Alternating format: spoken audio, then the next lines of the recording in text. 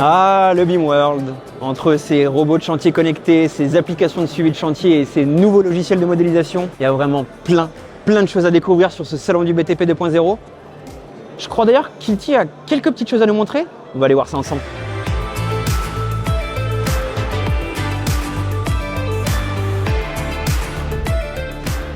Yanis, qu'est-ce que c'est le BIM en fait?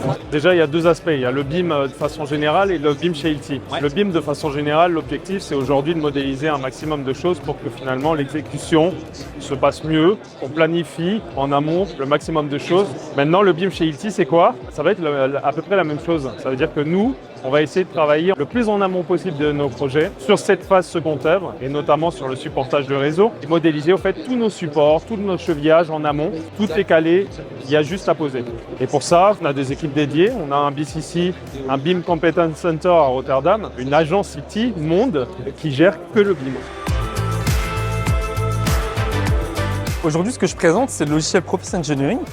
Donc, c'est une solution tout en un pour le dimensionnement des chevilles dans plusieurs cas. Donc, il y a le module général, maçonnerie, garde-corps, recouvrement béton et faire d'armature scellée. Maintenant, ce qu'il y a de nouveau, déjà, tu vois, tu peux importer tes charges directement depuis des logiciels de calcul structurel. Tu gagnes du temps, tu n'as pas le tape à la main, tu ne fais pas d'erreur. Le logiciel te calcule tout très rapidement, il t'optimise tout et ensuite t'exporte très rapidement avec un gain de temps à nouveau dans un logiciel de conception CAO sur AutoCAD, Revit, Tekla. Donc, du coup, ouais, c'est vraiment pour fluidifier le travail, tu vois.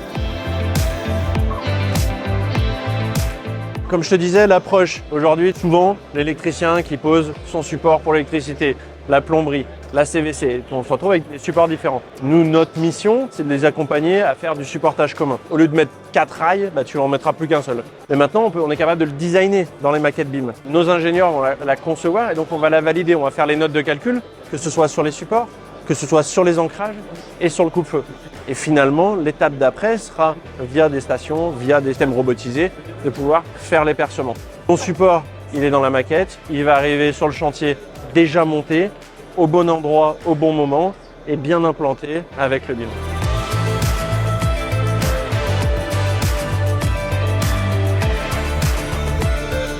Qu'est-ce qu'on a devant nous? Qu'est-ce que c'est cet énorme robot? Alors, tu as le nom sur le côté, là, normalement, c'est le J-Bot.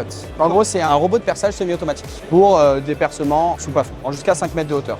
Okay. Il est semi-automatique parce que tu auras toujours besoin d'une personne pour l'amener sur tes zones de perçage. Mais à partir du moment où il est sur sa zone de perçage, en fait, il va travailler tout seul. Il va faire des trous de 6 à 16 mm jusqu'à 100 mm de profondeur. Et maintenant, il peut percer sur les voiles béton aussi. En fait, le J-Bot, comment il se retrouve dans l'espace, lui, c'est que l'information qu'il reçoit via le prisme vient de la station Total ici. Qui dit station Total dit plan numérique. Donc ça peut être des plans numériques classiques, mais ça peut aussi être des plans sous format IFC, donc liés au BIM. Le J-Bot, lui, il peut lire les données qui sont dans une maquette BIM et il va justement rallier tous les corps d'état ensemble pour pouvoir travailler sur le même poste qui est le traçage et le perçage. Donc c'est vraiment ce qu'on appelle nous du BIM to field. Donc prendre une maquette et la ramener sur le terrain.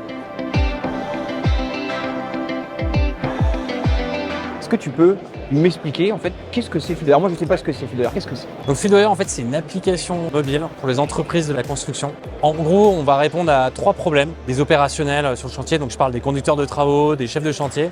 C'est leur permettre d'accéder à l'information, c'est-à-dire d'accéder à tous leurs plans sur une même plateforme. On va leur permettre de remonter l'information depuis le chantier plus facilement et de pouvoir faciliter la coordination avec les différents intervenants. C'est d'apporter un outil collaboratif où tout le monde va pouvoir accéder au même niveau d'information et va pouvoir se coordonner et collaborer en temps réel. On est au BIM World forcément, Edouard. C'est quoi concrètement le lien entre FieldWire et le BIM?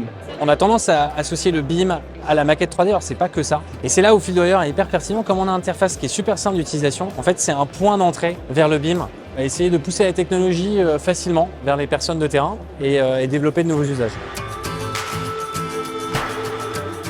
Finalement, Ilti, on ramène le BIM sur le chantier. On ne fait plus seulement du dessin 3D, on est vraiment dans l'exécution. On fait de la préfab, on utilise du J-Bot, du robot autonome, on fait du perçage en série, on essaie d'optimiser aussi le chantier grâce au BIM et grâce à la modélisation qu'on fait en amont. Chers amis, je pense que vous l'avez compris, le BIM c'est un petit peu l'avenir du domaine de la construction. Donc si vous aussi vous avez envie de prendre un petit peu d'avance sur le futur ou que vous avez tout simplement besoin de plus d'informations sur les produits qu'on vous a présentés, n'hésitez pas à faire appel à nous, on se fera un plaisir de vous répondre. Moi il ne me reste plus qu'à vous dire à très vite pour un prochain épisode. Ciao.